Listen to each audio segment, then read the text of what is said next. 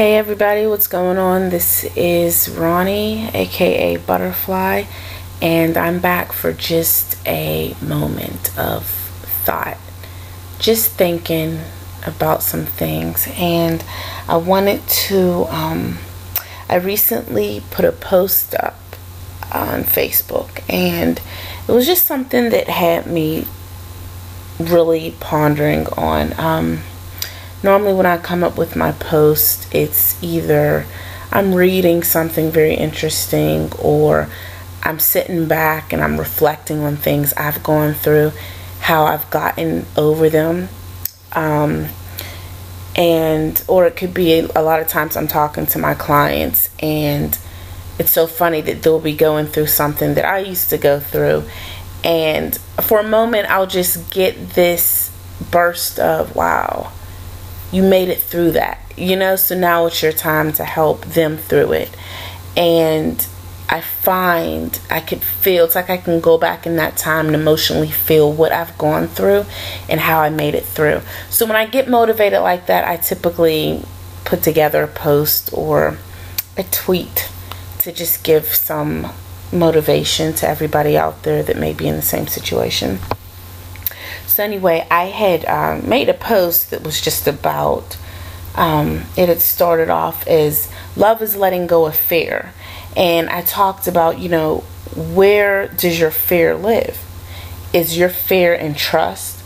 Could it be in commitment? Could it be in communication, abandonment? Once you heal from that fear and get rid of it, you can love freely.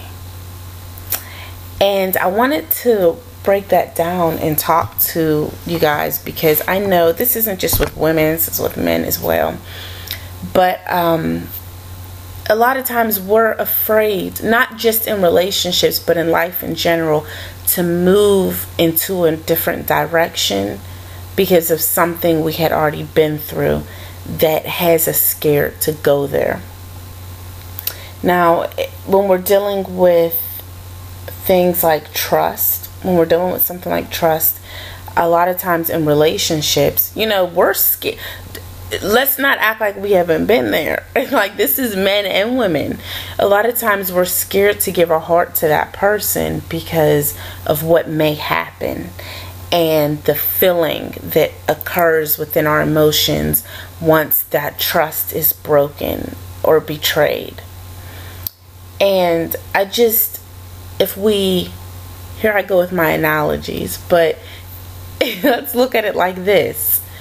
It's like every time you baked cookies, somebody ate it. Somebody would steal your cookies.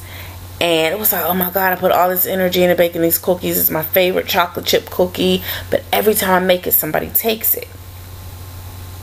So what do? You give up on making chocolate chip cookies? Like, you'll never have a life of chocolate chip cookies. Chocolate chip cookies will no longer exist in your life. Like, no, that doesn't even make sense. What you would do is next time you baked them, you would outsmart the person that keeps stealing them. You would just gain more wisdom in the situation, and you would approach it differently.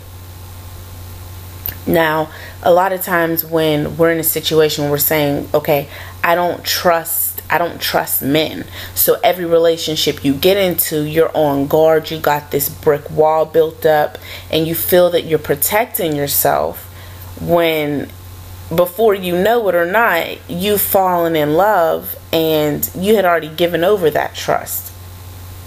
I just feel that instead of coming to a relationship completely on guard, there's other ways we can deal with that. First of all, when we get involved with someone, I believe the dating process should be very strategic. As women, we love to talk. Hello, I'm living proof of that. We love to talk. So typically, if you're out there dating, we're talking a lot about ourselves. But the most important thing is that other person. And to that other person at that moment in this dating process, you should be the most important thing when you two are together. Because I'm going to say this, If he's the most important thing to you at that process of dating, not like, he's the most important person in my world. No, I mean, as far as your attention should be directly on him on that date. You should be asking questions. You don't gotta lay all your questions out like you're at a job interview, and you don't gotta speak to him, like you're interviewing him, but play it smooth. Your questions should be answered. You should get to know the type of person that you are considering could potentially step into a relationship with. And it should be the same with him. Slow down your talking for a little bit and learn to listen. As women, sometimes we speak way more than we listen, and that gets us into a lot of trouble. Men too, because a lot of men will come out here like, oh, women are crazy, they're this, they're that. When the chick, you should have known. You could have known if a woman was crazy, insecure, got low self-esteem, got some issues going on. That's the type of stuff that women leak out within the first 5 minutes. But what you got to do is take the attention away from what you want to do with her and get into that head. Women, we need to get into their heads. We need to get our questions answered so we know what we're getting into. Because this blaming every man, every woman that comes into your life, that, they have the potential to hurt you because they're going to break your trust, and you're shifting blame, and your walls are built up so high that you don't even allow them to come in. You don't allow them to compliment you with things that you haven't experienced. You don't allow them to bring a healthy relationship on board because you're already waiting for the failure. You're already waiting for the fear to be activated. Learn to heal from your fear. Where is it coming from? Is it coming from abandonment as a child, or from someone you were with? Is it coming from someone cheating on you? Is it coming from your own lack of self-esteem and confidence? Because if you're not sure about who you are, and if you don't have a healthy self-esteem, everything makes you paranoid. He's looking at her, he's doing this, she's doing that, she's doing this. You're paranoid constantly around the globe. Like every day, that person is going to do something to you. And it's not because of that person. It is because you haven't dealt with the issue at hand. You haven't faced what it is that needs to be faced. Love is an amazing feeling, but because it's so intense in the beginning, we're terrified if it goes wrong. Letting go will make you less fearful. Let's say, for example, you were in a previous relationship and someone cheated on you. One thing we have to do is stop taking that so personal. If someone wants to say, oh, I cheated on you because you didn't do this, you didn't do that, please step outside of that. If you tried your best in the relationship, you can walk away saying, you know what? It ain't have nothing to do with me. You cheated because of your lack of self-discipline. You cheated because of your lack of respect for me. But what it didn't have to do is what I was or was not doing. Because a person that has discipline and that really wants to pursue the relationship is going to try to make that relationship work. They're going to try and make that relationship as healthy as possible, be it seeking, counseling for the relationship, seeking elders in your family, friends that have successful relationships. That person's going to try. Don't internalize the cheating. Figure out what the root of the problem was and try not to take it on within yourself if you've given it your best. That's why I always say, try to give everything your best. Your best may not be good enough for everybody, but if it's your best, you will have no regrets. Find out why you don't trust. Heal from that.